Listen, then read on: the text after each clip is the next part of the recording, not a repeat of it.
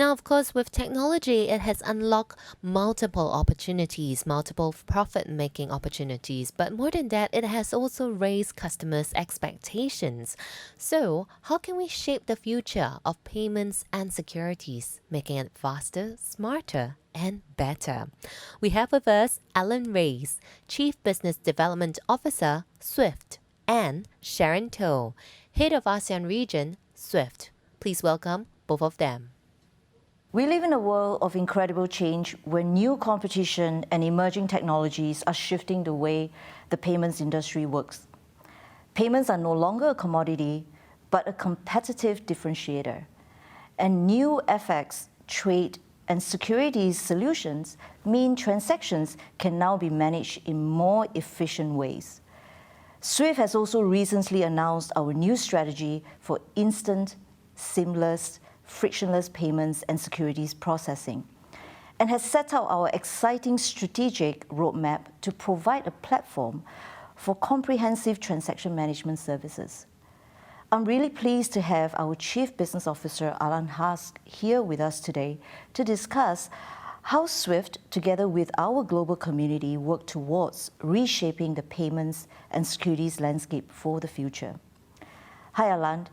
It's great to have you here with us. Thank you. We're living in this new digital era, and innovation has changed the way financial services operate. Can you please share how is SWIFT and our global community reinventing banking for the digital age? It's fair to say that what you've said is perhaps even more applicable when it comes to our realities in Asia and more particularly also in the place where we're living in Singapore and in the ASEAN regions. Fair to say that indeed that part of the world has delivered an amazing journey of growth and digital adoptions over the last few years. Banks have been moving very fast to adopting those new technologies and trying to deliver in such a way and enhance customers' experience for all the clients they may have in this part of the world or outside of this part of the world as well. So that's been really the journey they engage into, and they've been actually very much impressive in delivering that. This being said, they're still actually facing a fair number of challenges. Challenge that essentially belongs to the adoptions of new regulatory regimes or the adaptations to those new regulatory regimes, and making sure that once they keep expanding and providing those new customer experience, they can do this also responsibly and make sure that all transactions that you mentioned actually before can be delivered in respecting actually all the rules that you have in place for in delivering those transactions. So that is really the kind of journey that the community that SWIFT is representing is engaging to, is not only, as you said, actually delivering those transactions, whether the payments transaction or securities transactions, in a very fast, seamless, transparent way. That clearly we want to do that, but we want to do this also very responsibly. I would argue that the journey or the strategy that you've mentioned, right, is not really new. Actually, it started off actually already a few years ago, and now we're getting to a new vision and acceleration of that strategy. Thank you very much, Alain, for sharing the information earlier on. So I just want to focus our topics on payments and also bring it closer to home, especially in the ASEAN region. So as you know, ASEAN is in the forefront of digital economy, and we have seen plethora of fintech firms emerging over the past few years in ASEAN, and has seen this rapid adoption of digital alternatives, especially digital payments offered by big techs, e-commerce platforms, and payment service providers. And in many ways, COVID-19 has actually accelerated the rise in digital payments. And banks are also accelerating their digital transformation with a focus to enhance digital experience to compete with these alternatives. In addition, central banks in ASEAN are also looking at regional linkages to improve instant cross-border payments.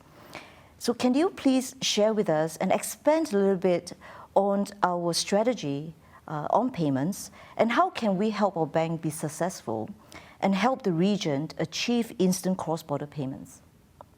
what you've mentioned actually is very true, right? The fact that fintechs or the usage of new technologies have actually permitted many new companies to really focusing on enhancing their own customer experience has some way accelerate or force the banks to really rethink the way they will be delivering the transactions that support trade, being domestic or international, in the way forward. So clearly, the fact that the new technologies are now present, right, and that you have new entrants in this industry has forced the banks to really react and try to define new ways in which they can deliver their services. I would argue that is a journey that has started already a while ago. This is not new, right? I mean, and SWIFT has been supporting our community here and elsewhere as well to facilitate that journey. And for instance, the GPI service that we launched, actually that we invented in Singapore a few years ago, and then we launched just a year later, about 4 years ago, has been actually quite transformational in helping the banks to responding to the new customers' requirements, by really trying to making sure that over time, payments can be delivered to the end recipients a lot faster. They can be traceable, they can be transparent, they can also carry rich data over time that can be used for the benefit of the end clients at the beginning of the chain or at the end of the chain as well. So all of that is part of the journey that we have now engaged, and as I said before, that we want to accelerate through the definition of this new strategy, and therefore moving to real end-to-end and seamless and frictionless financial transactions, being payments or securities. So we're clearly engaged in that journey. We're doing this with our community here in ASEAN. We're also doing this with the central banks. And actually, when it comes to the central banks and those central market infrastructures, what we also want to do is, over time, making sure that through GPI and through GPI Instant, we can start also interconnecting those systems so that ultimately we can actually reach as many institutions, consumers, people in the industry. So we cannot talk about payments without discussing compliance. And as you mentioned earlier on around payments, instant payments are becoming more instant, yet the community is under pressure to remain compliant and secure. So how do we balance the need for regulatory compliance in a real-time world? That change in trying to operate financial transactions and to innovate, but much more responsibly, is not new, right? I mean, I would argue that all started off after the great financial crisis in 2007, 2008, right? Where clearly the regulatory regimes in each and every country have become actually a lot stronger than they were before. And therefore, banks have had, or financial institutions have had to adapt to those new realities and considerably invest in making sure that systems that they operate are being capable to respond to those changes I was talking about. Now, you're very right to say that now that we're moving into another era where financial transactions have to be delivered in a very speedily, I mean, in fractions of seconds sometimes, banks have there as well to reinvent the way they will be innovating responsibly and applying all these regulatory regimes and rules much more effectively. So clearly, when it comes to AML, when it comes to KYC, when it comes to sanction screenings, all these functions that are really necessary to making sure that transactions respect all the rules that where they are operated is really something that banks and we through the community are focusing a lot as well. I would not also forget here that the fact that, as I said before, responsibly also means cybersecurity. So there's also a lot of investment that banks, financial institutions are actually undergoing for the time being to making sure that not only they are complying to all regulatory regimes where we do operate, but also that they do also apply the strictest rules in terms of cyber defense. And that is also something that we are engaged with our community. Maybe to add on, I think with our platform, there's also a big focus around rich data analytics as well, and that should definitely help our clients. Certainly. I mean, this one. Now that you talk about data, I can see data on two sides, right? One, rich data, structured data would also help removing the frictions that I was talking about. But clearly, if you want to make sure that you can apply all the best rules or the best mechanisms to be compliant to all rules, you better make sure that you have enough data to checking all of this, right? And that's where actually the move that we're making around structured data and rich data like 20 or 22 is really essential. And it's really essential that all banks, engage into those financial transactions, applies the same rules, applies the same data structure, data content, so that there is no deviations to the regulatory regimes that I was talking about. So I would like to switch gear right now. I cannot talk about ASEAN without covering capital markets. So Alain, ASEAN capital markets are fast evolving, with participants from investors, issuers, and regulators are under pressure to go faster, work smarter, improve transparency, and service new assets without compromising on safety and security. The AEC blueprint envisioned a region with interlinked capital markets that facilitate greater trade and investment flows. So what do you think is the role of digitalization in the growth of this region's capital market, and how is SWIFT contributing to this growth? I think you're very right to say that I don't think that capital markets will be, or the size of the capital markets today would be at this level without actually the support of very efficient technologies, right? And very fast-growing, innovative technologies. Algorithmic trading, for instance, wouldn't be possible actually that without technology. And the push to new technologies in that context is really essential.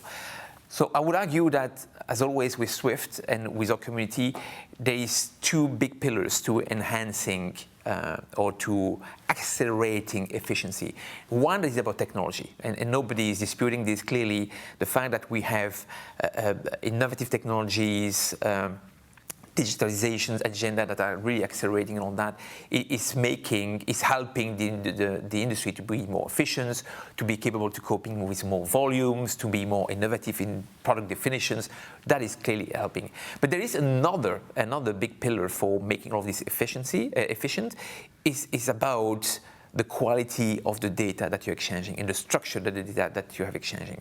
I would argue that SWIFT has been in these two big pillars since its inceptions 45 years ago. We are a technology provider, but we are also what I would call a standardization body. So we help our communities, we help our banks to structure data in such a way that transfers are being more efficient. There's a lot less risk of failure of those transactions, that we can comply to all regulatory regimes that we're talking about. This in payments, but obviously, yes, in this context, in the securities market as well. So we're trying to act upon to work on these two pillars simultaneously. So that's what we're doing. And clearly, data in that context is really essential. So we're doing this. There's more room for improvement. I would argue that also that the securities business, capital markets, is one of the big pillars of our business as well. SWIFT is very well known for payments, international payments and domestic payments, but actually the reality is that we are also transporting a lot of transactions that are actually securities labeled. And our mission, therefore, as well, is to helping our industry to do this much more transparently, much more efficiently, a lot faster as well. And in that context, we also enhancing our GPR services to be capable of supporting securities-related transactions, and therefore providing more transparency, more reporting mechanism, traceability of those transactions, so that over time they will be delivered even faster than they are today. So we are moving towards the end of 2020, and as we moved into 2021, what are the main digital-related forces that will play a role in shaping a new world of banking in Asia Pacific? First of all, let's talk about the context, right? As you were talking about COVID before, I think that there's perhaps two forces that will play around this, right? I can certainly see a world whereby the world, there will be even more trade, right? There is e-commerce platform are developing, very fast. You see the major forces that are developing out of China, but in ASEAN as well. So that will continue, right? And therefore, there will remain an increasing need for further digitalization, push for new technologies, push for standardization in order to be capable to supporting this continuous growth for trade. Now, the other force that you see as well is that perhaps due to COVID as well, or perhaps also due to new geopolitical realities that we're facing, there may be actually some push for repatriations of productions in some of the countries. So that eventually what we have seen as a very vast movement for globalization may continue, but perhaps at a lower pace as well, or may move to regionalization instead of globalization. So regionalization at the level of ASEAN, regionalization in between ASEAN and China. You've seen recently, last week, the major trade agreement has been signed between China and the ASEAN countries. So that tends to prove that globalization will stay, but perhaps also with a stronger focus onto regionalization. So the other side I'd like to say as well is that despite everything we've said so far, there's still actually a lot of manual processing behind trade, right? There's still actually tons of documents that remains to be exchanged in between different parties being involved into international trades or regional trades. And therefore, I can certainly see a very continuous push for further digitalizations of those documents, right? Moving the bill of ladings, all these documents that still today are very much manual, and therefore a source of mistakes, of errors that sometimes can be really dramatic financially or even from a regulatory point of view. We need to make sure that over time we can really dematerialize all of those documents, and therefore moving to a world that's going to be a lot more digital. Now, when we say globalization, regionalization, strong push or accelerated push for digitalization, means also we need to be also very careful about making sure that we invest enough money also to building the defense around this environment. And here I'm talking about potential cyber attacks. You've seen that in the past, those cyber attacks were actually very much focusing on consumers, individuals, but you see nowadays that it is really getting to the individuals and consumers that eventually had a reputation to have weaker defense. But you see that these attacks are really expanding as well. So once we keep investing into innovation, further digitalization, we also need to keep investing on keeping building our cyber defense so that we can actually grow organically and safely as well for all of us. Alain, thank you very much for sharing your insights and our new strategy. It really confirms our commitment to support our global community to enable seamless, instant and frictionless transactions from one account to another anywhere in the world. Really by leveraging on the strong foundation and assets we have built. I'm also excited about the new approach that will eventually support innovation and in collaboration with fintechs to create new value-added services to support our financial community. Thank you very much. My pleasure. Thank you very much. Thank you.